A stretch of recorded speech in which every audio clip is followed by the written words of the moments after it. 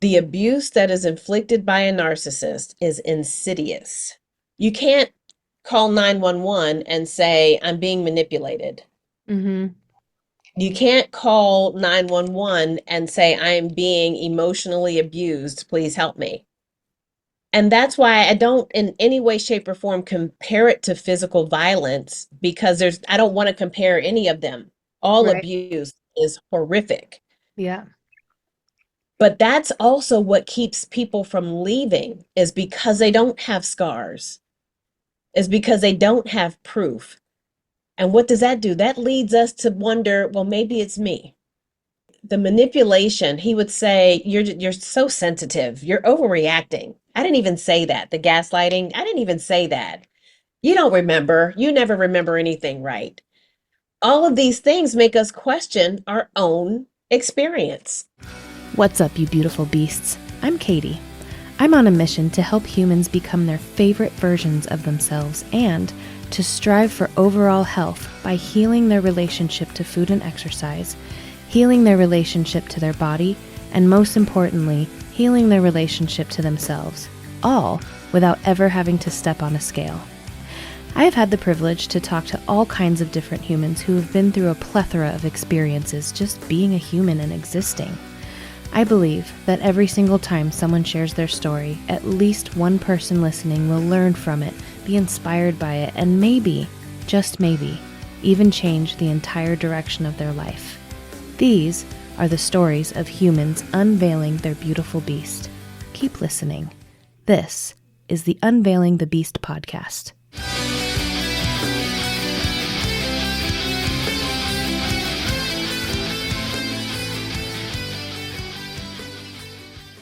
So, ladies and gentlemen, I'm with Marcia Williams. We're having a chat. Nice to meet Um, so you are, if I remember correctly, you are I'm so sorry, a therapist, you. I am a therapist. specifically working with narcissism or victims of narcissism. Is that correct? That is correct. That is correct. Okay. Can you tell me and the listeners a little bit about that and who you are and why you think you are who you are and all the good, juicy stuff? Oh my gosh, that is a loaded question. Um, Yes. but I will try to keep it brief because I am coming with 30 years of experience as a wife of a narcissist. Mm. And I've been divorced for 3 years. I've been a licensed therapist for 21 years. So I have the experience on both ends. And now that I am free from the bond, as we call the trauma bond, with my narcissist, my ex-husband, I have finally found my purpose. And surprisingly enough, I can thank my 30-year marriage for that.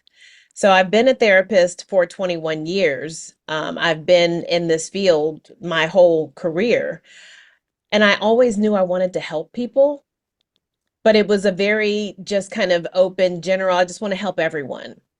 And I enjoy that. I've always enjoyed it and always loved it.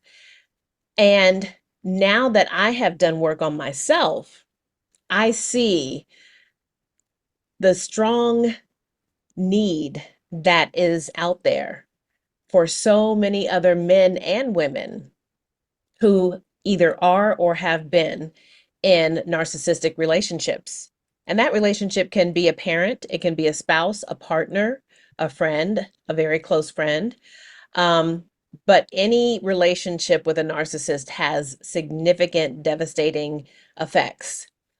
So for me, I found my passion in helping others to heal. And that also is quite the healing journey for me as well.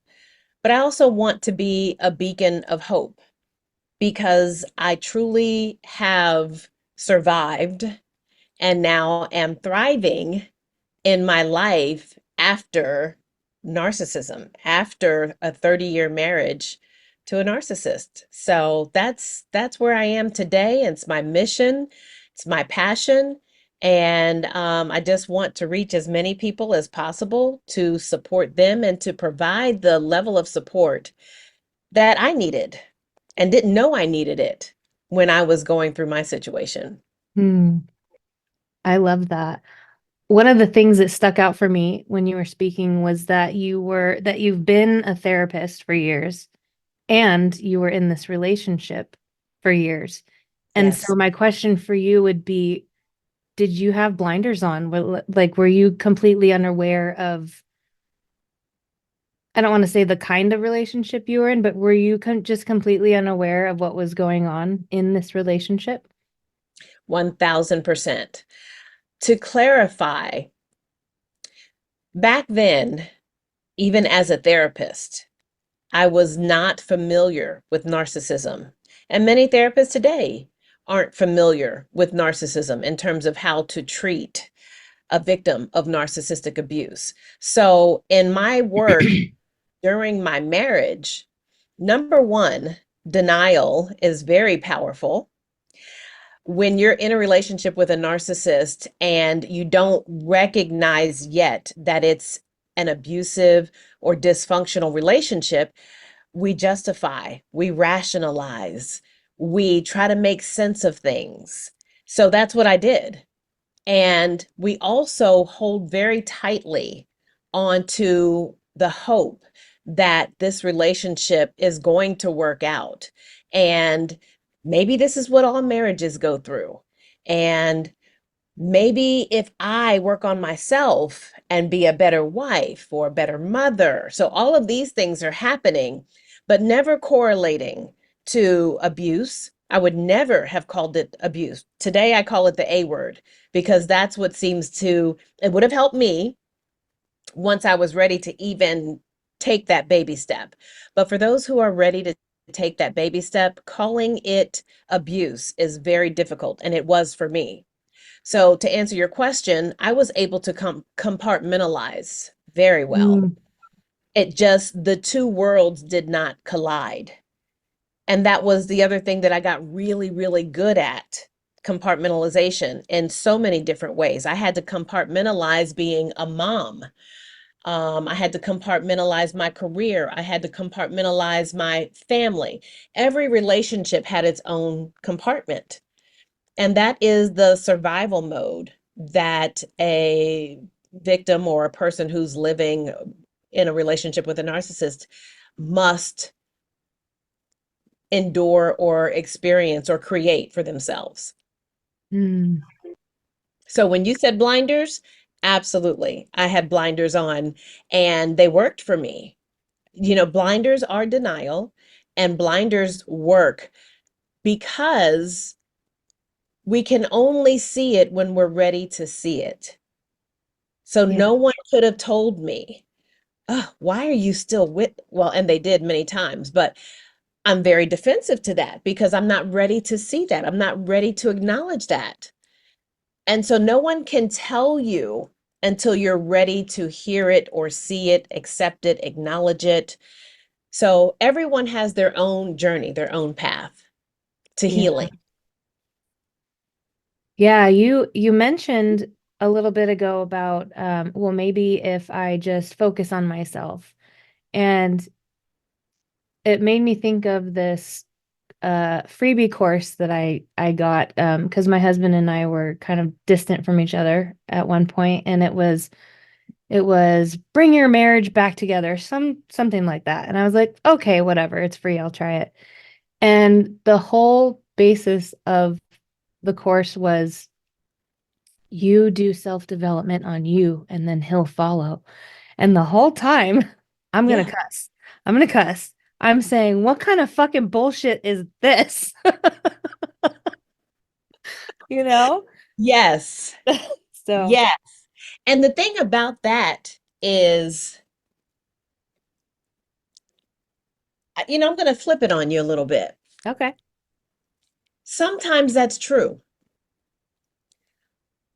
but they don't always follow you. Sometimes they go in the opposite direction. But the key is you're getting healthier.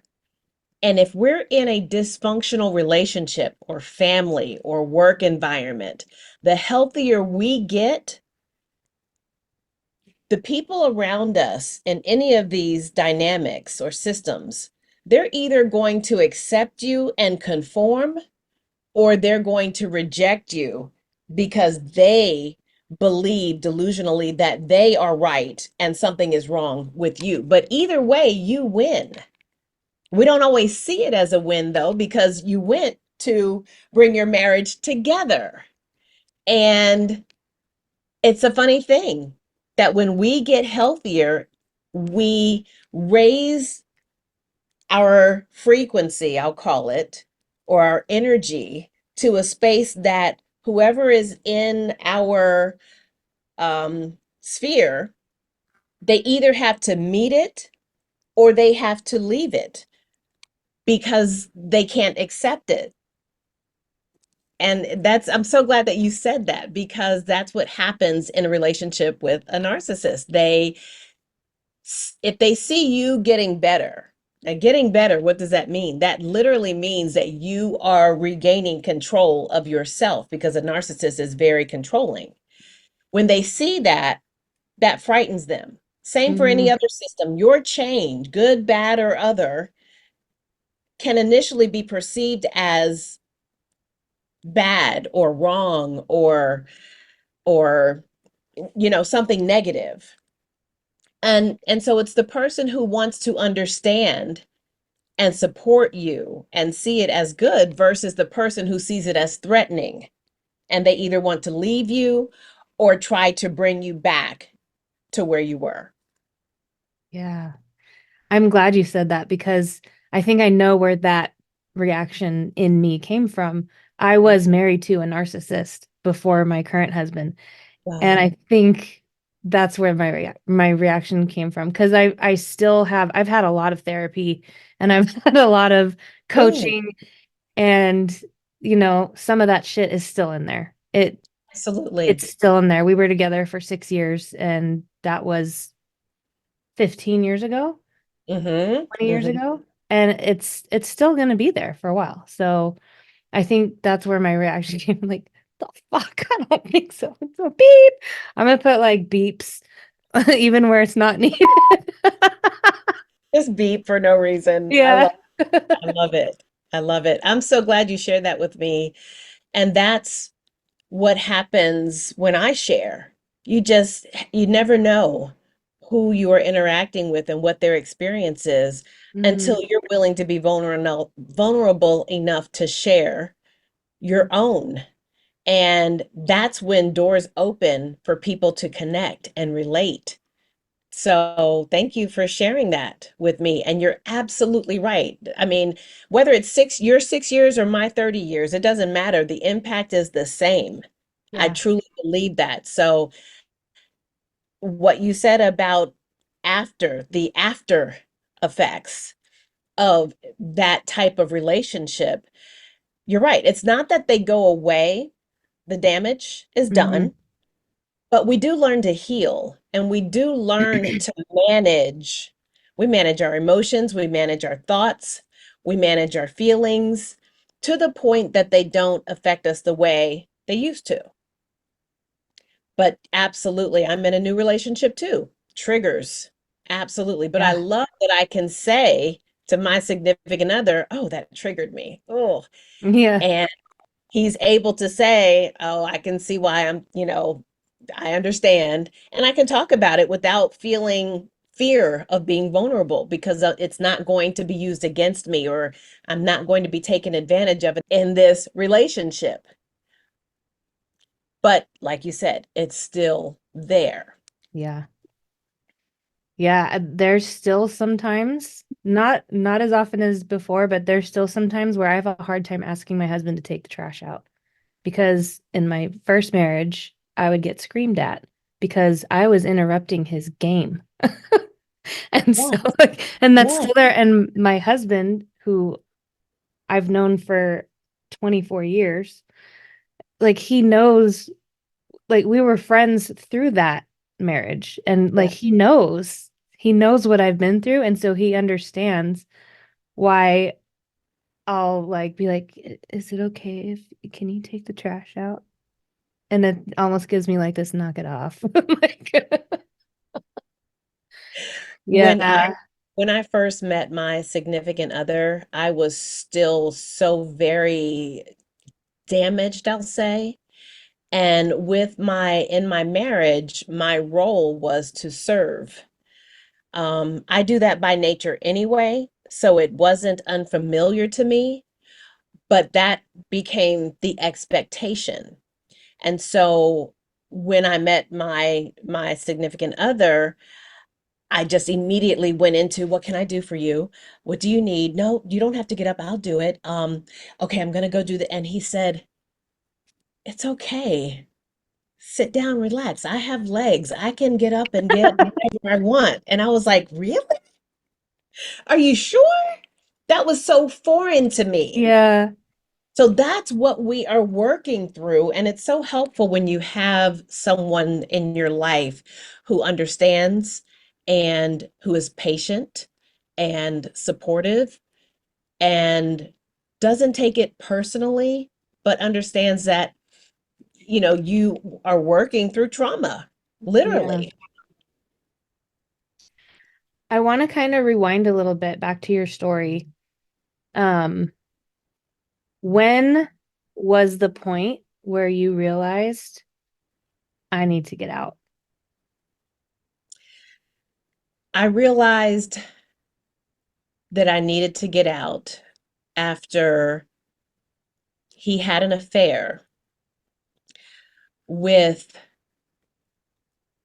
a friend, a female friend, who was initially his friend but became our mutual friend through a social circle that my ex-husband, invited me into. So it was initially his circle because he's very social. He just constantly has to be doing something typical of a narcissist because they have to be surrounded by activity and opportunity to be validated and to receive attention and things of that nature.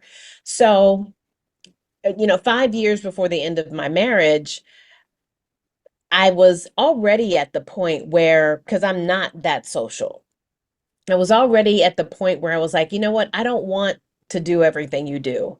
Whereas I did think that I needed to do that because I need to be where my husband is. This is codependency here, right? We're Right. talking Yeah. codependency. So I was operating in that. And the initial stages of my emotional detachment was me saying, I don't need to be everywhere you are. I actually found more peace at home alone when he was away, when he was out. He invited me into this social circle and I met everyone. It was primarily women, but mostly women, but men as well. And so I learned to enjoy this group. And I found a way, as me trying to re-engage with my husband, I found a way to enjoy that. But what I didn't know is that he was interacting with one of the women in particular more inappropriately than others. Long story short, I later found out that they were having an affair that he never admitted to. He said they were just friends. And but I was able to later learn that it was a sexual relationship for a year. And during this year, like I said, I had been kind of adopted into this social circle. So I had been to her house, she had been to my house. We were all a group of people who would hang out together. So I knew her well enough to feel so incredibly violated and disrespected that it was the last straw. Now, when I say last straw, and for most people, when we experience the last straw, it doesn't immediately end the relationship. Sometimes it does, sometimes it doesn't. And in my case, it didn't. So I did separate, I moved out. But again, and this is also what happens to victims who, especially empathetic people, such as myself, we care so deeply, and we are the only ones in the relationship who are willing to take responsibility for our actions. And so we go into this mode of, well, what could I have done differently? Maybe I wasn't being the best wife I could be. Should I really throw away, all these years of marriage? And maybe holding on to hope, maybe we can work through this. And like you said, we're going to go to therapy. And you said you went to therapy, but I basically told him an ultimatum is to go to therapy. And that didn't work out, long story short. There's a long story to that too, if you want to talk about it. I got a lot of long stories, 30 years worth. So feel free to contain me. But after we went to counseling, I found um, I happened to be going through the cell phone bill, and that's when I saw that they were still communicating and still not really owning his actions. And to take it a step further, being an overt narcissist, which is someone who is very outwardly self-centered and obnoxious and things like that. An overt narcissist is someone who other people too can recognize that they are narcissistic, or at least they're self-absorbed and Mm. self-centered and need attention. Whereas a covert narcissist is not outwardly perceived that way. So my ex-husband was an overt narcissist. So he had no shame in his game, as we say. And he, sometime after, he said, because I was still so depressed and so sad that it didn't seem like it was going to work. And he said, you need to get over this. You need to just get over this. And we need to get back to reality. And I said, I don't know if I can. And he said, well, I don't like this new you, because I had started to emotionally detach even further. He said, I don't like this new you. So I need the old Marcia back. And I was like, wow. Let me think. Who was the old Marcia? The old Marcia was someone who would submit to him in every way. The old Marcia is someone who would serve him in every way, who would suppress her needs and her feelings for him. I don't think I want to be that person. And that was the process of me finally getting to the point of, I am really leaving. It's really over. And it wasn't easy, because a narcissist doesn't let go easily. They either discard you because they have another supply, or they hoover and they try to use those manipulative tactics that have always worked in the past to try to get control.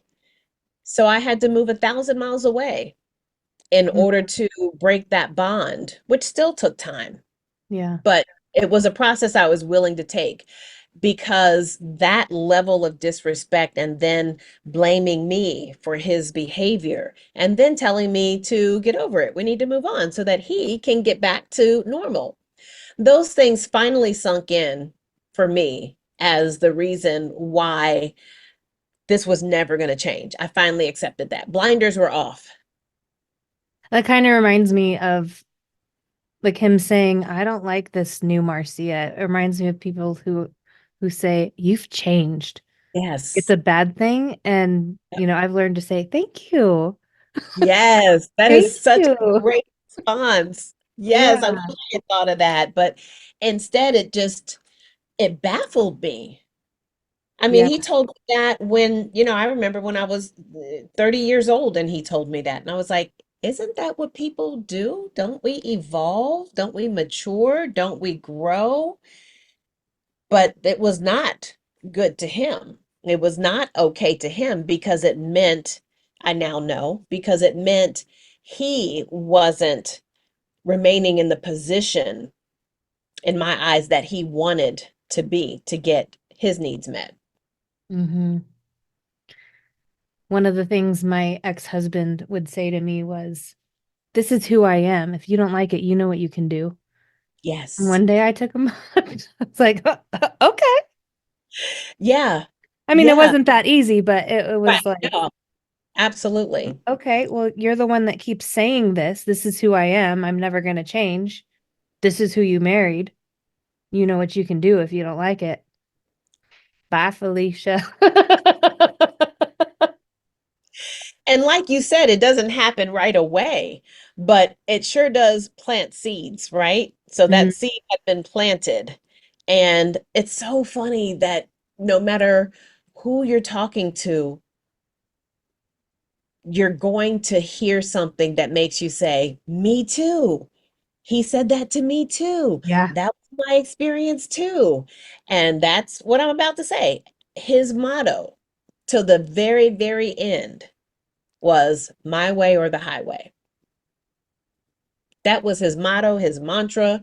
He stood by that, my way or the highway. So, just like you, I finally chose the literal highway. Yeah. One thing I did struggle with though is it was this mix of this is how I am. If you don't like it, you know what you can do. Also, if you ever leave me, I'll kill myself. And so it was this, what do I do? Like that's part of what Mhm. kept me stuck for so long. Yeah, And yeah, that I guess that was just a side note, but there's always something that keeps the person there in the abuse. Well, like yeah, the outside world will look in and be like, it's easy, just leave. It's not. right. It's not. Mentally, it's not just it's not. Just like, in the world I work in the health world, people are like, it's easy, just eat less and move more. It's not that simple. Everybody has different traumas, everybody has different experience, everybody has different everything, DNA, and it's not as simple as it sounds to the outside person who has a healthy relationship with whatever it is we're talking about. Right. And there's two things that are being overlooked in that statement. One is the brain is very, very powerful. Mm-hmm. So just do it, just leave, just this or that. I mean, it's like telling someone with diabetes just don't have don't have diabetes. Yeah. It's it's not that simple. Mm-hmm. Like you said, not only that, but narcissistic abuse damages the brain. Literally, literally damages the brain. We lose our ability to think clearly. We lose our ability, or it diminishes, to make decisions. Our self worth, our sense of self. We are debilitated by narcissistic abuse. And so anyone who says just leave, just go to counseling, it's okay because they mean well, Right. but we have to at some point recognize that that is not helping me. That's not helpful. So it's hard because that's what creates alienation.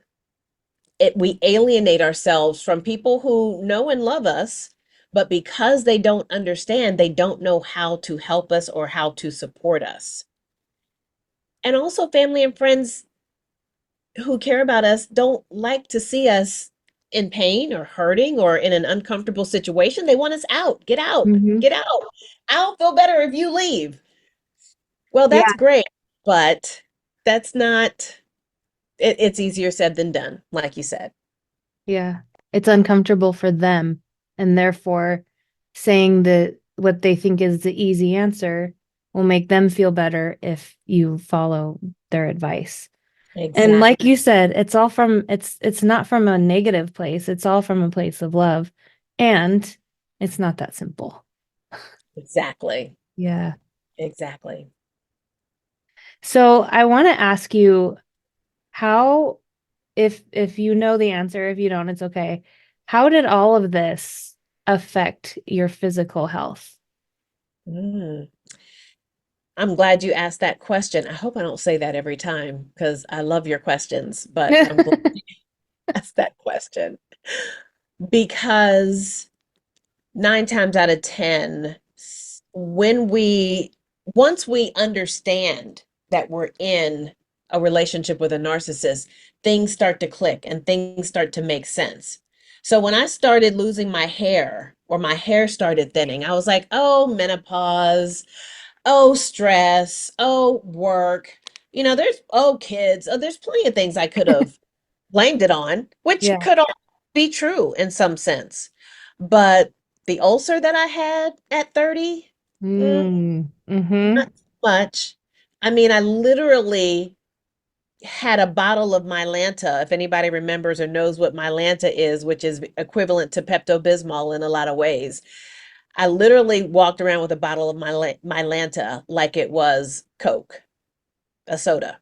Mm-hmm. Not And cocaine for the listeners, not cocaine.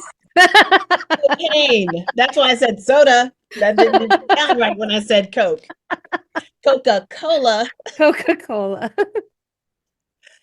a bottle of water. How about that? That Yeah. keeps it simple. But that's and I wouldn't have known to correlate it to stress at 30. I mean, I did, I was a full-time career woman. I was a mom of two at that time. I have three boys now and a demanding husband. So normal stress, I assumed. Now that understand the impacts of narcissistic abuse, I absolutely connect my ulcer at such a young age to the impact of the manipulation, the ongoing mental mind games is what I called it back then, the mind games that I was constantly having to maneuver and figure out and just it just works your brain beyond capacity. And then your body starts to take the brunt of it. So I can say that those were the two main things that I experienced, the ulcer and my hair thinning, because now it's growing back. So I'm like, okay, stress was absolutely what played a part in that. So, but for my clients and people who share in the support groups I facilitate, it gets far worse. Autoimmune Yeah. diseases, hair loss, weight gain or weight loss. The list goes on. Yeah. Yeah. And I part of why I asked that was to tie it back to what we were talking about, how it's not as simple as eat less and move more. Yeah. Like it's so our health is so I don't know if complex is the right word to use. Nuanced. It's Nuance. Yeah. so there's so many parts to it. And what we're told from the outside society and, diet culture is that it's only what you put in your mouth and how much you move. And that's just not the case. It is what are you experiencing in your life right now that has Ex- nothing to do with whether or not you're eating lettuce leaves. You know, Exactly. yeah, Exactly. And that is what I attributed my ups and downs of weight gaining and then losing and then gaining and then losing. But I can also absolutely tie it to my marriage because he preferred me a certain weight and it was opposite of the weight I preferred myself. So mm, whenever I would gain weight, oh, you look so sexy. And here I am feeling fat and blah, and like, oh, but great. I'm glad you like it. And when I lose weight, I feel great. I feel energized. I feel beautiful and everything. And he says, you look like a stick. Oh, where'd your butt go? And oh God, he wasn't attracted to that. mm, I wanted to be attractive to my husband. So I constantly would try to find that middle ground. It would always end up all the way over here or all the way here. I was either fat or I looked sick because I lost too much weight. yeah, So the things we do to try to please our spouse and even a parent, because I don't want to just, tunnel this to a spouse, but yeah, anyone who love, um, not recognizing that they are manipulating us and taking advantage of our vulnerabilities. So he took advantage of my low self-esteem. He took advantage of my people pleasing. He took advantage of even my childhood abuse issues of being sexually abused or molested, I should say, as a child. You know, when you love someone, you marry someone, you share everything, right? That's what we would like to think, that a marriage is a safe place to do that, but it's not always a safe place. But we don't know that until things are brought back up and used against us. And then Mm, by then, though, it feels too late because now we love this person. We're attached to this person. We're married to this person. You don't just leave someone because they, you know, say something insensitive. So I was determined. I was like, I'm going to teach him. I'm just going to teach. Here, I'm a therapist. I can fix him. He is my client. Completely inappropriate. how'd that But work I, out for you? How'd that work out for you? right, right. Not so well. If he were my only client, I'd be broke and on the streets. No, you can't change them. You can't change them, but we can sure try.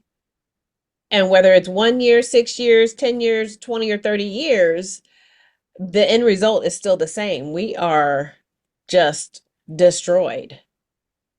And we have to almost, it feels like, rebuild ourselves from scratch. Hmm. I'm going to ask a question, and yes, I want the long answer. Oh, good. How are you now? Oh, that is a great, I keep saying that. That is a great question, though. I'm just really good at asking questions. You are.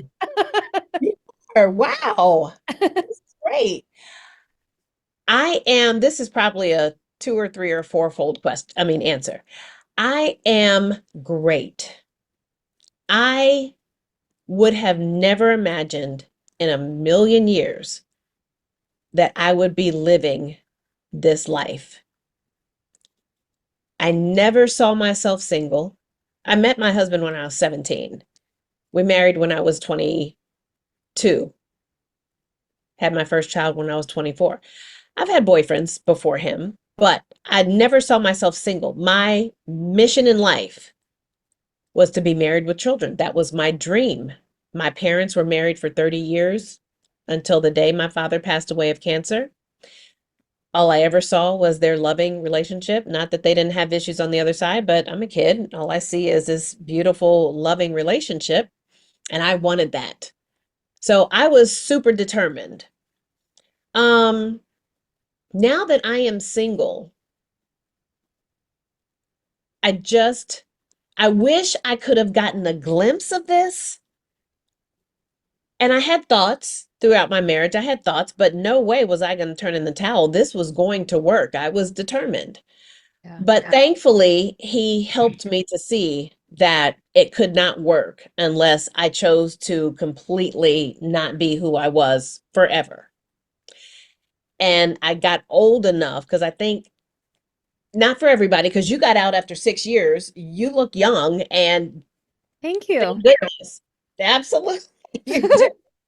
You look great. So it doesn't take everybody 30 years, thank goodness. But I also had to convince myself that I wasn't too old. It wasn't too late. Because that's what kept me there for so long. I mean, I've been here this long. What's another 30 years? I remember saying that to myself. If I Mm. can do it for 30, what's another 30? And my brain was like, yeah, let's do it. That's how powerful the brain is. The brain is like, yeah, I mean, I'll just keep reminding you of how you get through A, B, C, and D. We'll be fine. I had to shut my brain up and literally go against my brain and saying, nope, I don't know what the other side looks like, but I'm willing to take a chance at this point. If I had had just the slightest glimpse of what life would be like, I would have left my sister would say 30 years ago, but no, I would have left 25 years ago. Um, I'm great. I love my life, and mainly I love my life because of my number one, my independence. I can finally make decisions on my own without consulting someone and being prepared for no, because the first words out of his mouth would be, no, we're not doing that. Mm. No, we're not doing that. And I'm so thankful. I can honestly say today, I couldn't have said it a year ago, 2 years ago, 3 years ago. I can honestly say today I'm thankful for that experience in my marriage because now I know why. I know my purpose for being a therapist. I finally know my purpose. I love helping people where I can say I know exactly how you feel, like literally, and mean it and feel it. I think that is the connection. My experience, my testimony gives me the connection to my clients and to the community of survivors that I wouldn't have otherwise had. And now it's all I want to do is help people and talk about it and share my experience. I wrote a book about it. I just want to be that beacon of hope. So I am great. However, like you said earlier, you don't just leave the relationship and say, oh, glad that's over. Yeah. Oh, I feel awesome. No, that doesn't happen. I still have triggers. I still have dreams sometimes. I still look around and say, wow, I can't believe I'm single. Wow, I can't believe I'm alone. I never thought in a million years that I would be divorced. Um, all of those things. So I say it in a good way. Wow, I can't believe I'm free. And then I say, wow, I can't believe I'm, Mm-hmm. it's that constant back, not constant anymore, but it's that back and forth. And then the other thing that doesn't go away necessarily is the voice, his voice. So as I heal and get better and better and better, that voice is this loud. And I can now compare it in hindsight. That voice was the only voice in my head. Everything I did was, what would he say? What would he think? What would he want? How would this make him feel? And he wanted me to live that way. And so when I got out of that environment, I first had to find my voice, then I had to trust my voice, and then it began to replace his voice. And that's a process. And so now, when his voice, like right now, he would say, ugh, you always blame everything on me. And I say, yep, sure do. And since you're not going to own it, I'm just going to give it to you. I laugh at it. I Yeah. just have these humorous conversations if I choose to give it attention. Half the time I'm like, whatever, dude. But the point is that it doesn't, like you said earlier, it doesn't just go away, but you learn how to cope. And I teach that in one of my support groups. How do you cope? And it's all about your mindset. It truly is a mind shift that has to happen so that we can combat the abuse, the manipulation, because it's deep rooted. Yeah. It's it's insidious. I really like that word when someone used it. I was like, wow, that is a really good description.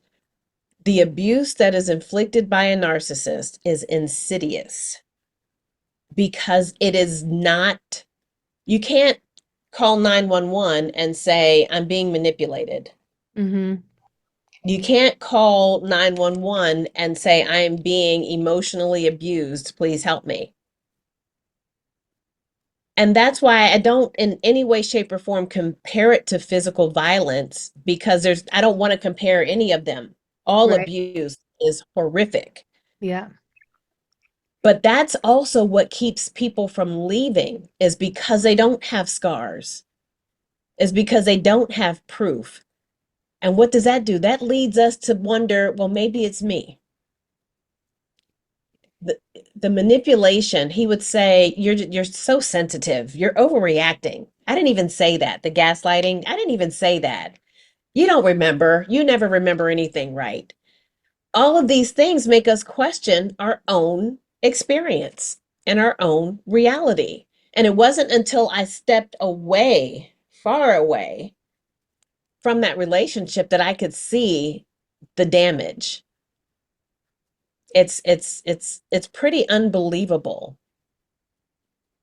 So I think that answers your question. I'm great Yeah. and I'm still on the healing journey. Every support group I start, I say, I'm on this journey with you. It's almost like a recovering alcoholic. Are they ever recovered? Nope. Nope. I mean, you see people 30 years of recovery still going to AA meetings, or they're a sponsor and they're still involved helping others. It's because it's a journey. You've got to Yeah. fall in love with the process, with the healing process. Yeah. There's two things I wanted to touch on in everything you said. Um, one of them you just said was one of the things he would say is you're so sensitive.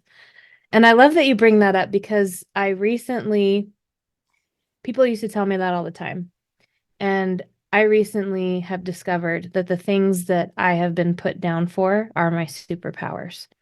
And so Mm, mine being, you're so sensitive. Thank you. That means I can feel your pain. yes. You're so weird. Yep. I like to make people laugh. I love your So, comebacks. mhm. Oh my goodness. Okay, I'm probably gonna have to steal some of these from you. That's fine. Take some notes. But this actually goes into what my second thing I wanted to comment on. None of these realizations that I've had, like, oh, you've changed. Thank you. And like my comebacks, none of that would have happened if I never got outside help. Good. So, for any listeners who feel like they might be in a situation like this, or you've already come out of the situation and you don't know what the hell to do next because you're still sitting in that reality, I highly recommend a therapist or a coach. Some people don't like therapy, some people don't like coaches. You find what works for you and get her done. Absolutely. Yeah. Absolutely. That is crucial. Mm-hmm. It's crucial because the hardest thing to do is get out of your own head. Mm-hmm. It's sick in there. It's Yeah. destroyed in there. It's devastated in there. It's not a safe place. But in a relationship with a narcissist, that's the only space we have. Yeah. So, a therapist or a coach, I'm going to add to that, who understands narcissism and narcissistic abuse. Yes. I believe that's as speaking as a therapist myself. If you had come to me and said, I want to bring my marriage together, can you help me? Absolutely. Let's work on active listening. Let's work on healthy boundaries. Let's work on sharing your thoughts and feelings. Let's work on asking for help and supporting each other. Yeah. That's me not understanding narcissism and narcissistic abuse. Yep. The therapist that I have grown into today is, if you were to come to me, I would first evaluate the situation and learn about you in order for me, because I'm not a doctor, I'm not here to diagnose the Right. narcissist, but I'm going to identify um, character traits. Okay. And as I get to know you better, my mind is going to switch therapeutic modalities. I'm not going to tell you to work on active listening and being assertive with a narcissist. Yeah. That is a recipe for disaster. You've probably tried it a million times and it doesn't work.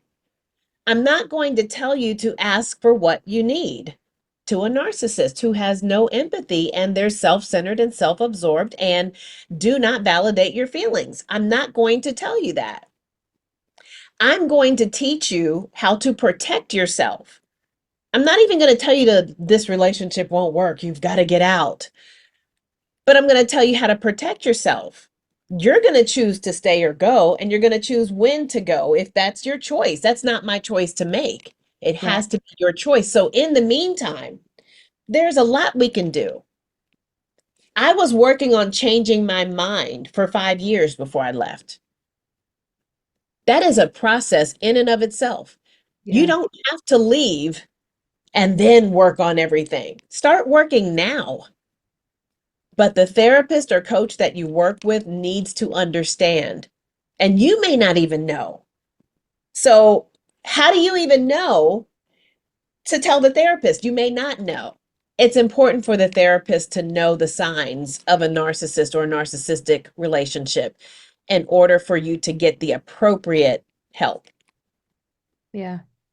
100%.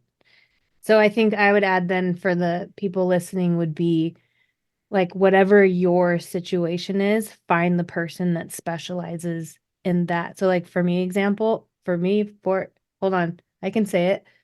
Like me for example, I'm a trainer, I'm a nutrition specialist, I'm a coach, right? Mhm. But I come from a place of disordered eating and disordered exercise and obsessively tracking calories and obsessively tracking steps and obsessively going to the gym for 3 hours a day, 6 days a week, or else it doesn't count. And so Yeah, I'm coming from that place. And so the people that I want to help are the people that are either going through that now. yeah, And like you said, they might not even know they're going through that. yep, Or the people that have been like, hold on, something's wrong. Like, right, this is what the outside world is telling me to do, and I can't stop obsessing over it. And then the right, stress of obsessing is worse for you than eating a freaking cookie. right, Yeah. right.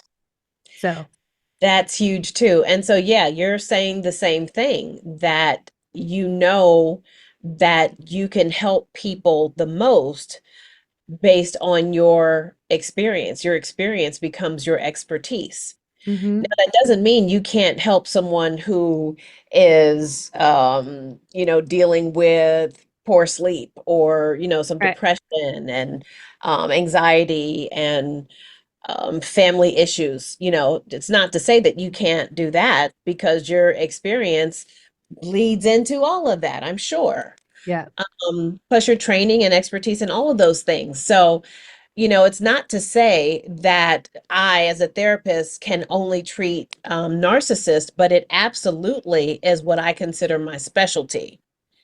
Yeah. Um, and I just also want to add to what you said is keep looking.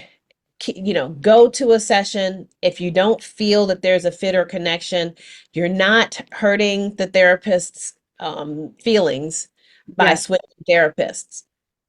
I would rather my clients switch therapists if they don't feel like they're getting their needs met. Of course, I would want them to tell me so that I can either help them or refer them to another therapist. But if they Yeah. choose, that just means they're looking for something different than what they experienced.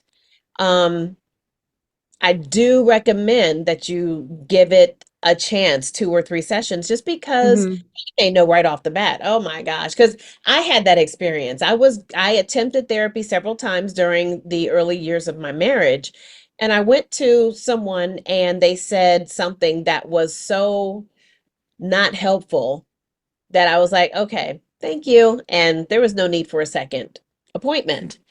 So all of that is okay because you're advocating for yourself. Yeah. And that's really what the journey is about, is prioritizing your needs. And I'm only here to serve you, Mm-hmm. to provide you what you need. So, yes, keep searching until you find the right one, but I can definitely tell you that what I experience with my clients is just priceless. The support groups that I run, the interactions that I have every day, there is such a great need for support in this area. And again, it's why I can only be thankful for my experience, because it allows me to connect on a level with other survivors or victims that I could only otherwise connect through textbook knowledge. Mm, so beautifully worded. Um, well, I have one more question for you, and I ask this at the end of every episode. And that is, if you had one piece of advice that you could give to the world, what would it be? One piece of advice that I could give to the world is to use your voice. It's got to be the scariest thing to do, because in a relationship with a narcissist, we are taught, trained, conditioned to not tell our business to other people. And it's a way of alienating us and isolating us from friends and family and people who would otherwise possibly be supportive, but we don't know because we're too busy masking ourselves. We're too busy pretending that everything is okay, pretending that we're okay. And using your voice, whether it's in a support group. I've had so many people in my support group come off mute and say, I wasn't going to talk, but I feel like I need to say. And I just say, thank you. You using your voice empowers you. It empowers you more than you can possibly imagine. Not only that, but using your voice, undoubtedly, what you have to say is going to help someone else. But it's risky. Everything we do outside of a relationship with a narcissist feels risky. It feels scary because we're conditioned to the rules of that relationship. One way to break out is to use your voice, which is why I wrote a book. It's called Groomed: Life Married to a Narcissist and How I Overcame Narcissistic Abuse. It's why I do 4 support groups a week. It's why my practice is centered around this. I will talk about it until the day I die, because every time I do, I feel empowered, because he would be cringing. And maybe he is if he's seen or heard anything I do. He would cringe because the truth is being told.